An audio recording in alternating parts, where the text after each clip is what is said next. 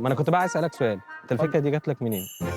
حرفيا انت اللي انت رديت على السؤال يعني الجهاز شغال بس لا في برضه سبب تاني الصراحه. محبوس في سجن احضان عذاب سابوني. ورا التاني انت اتصبت حاجة امتى؟ برضو- قبل الحلقه بالظبط. قبل ما هو هو ايه اللي حصل؟ ما كان قاعد جنبي زي الفل الراجل لما لبسه جاله المرض. حسن ده هو ولا ايه؟ العكس. انا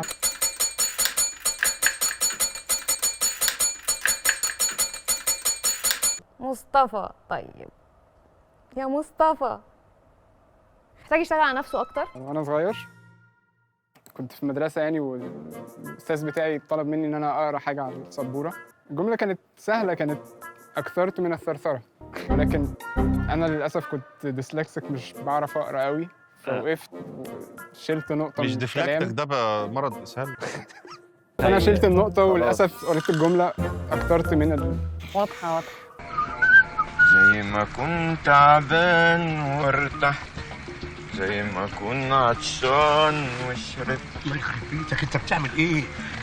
خلص فاضل حبه ايه يا تحويشه اسبوع؟ خلص.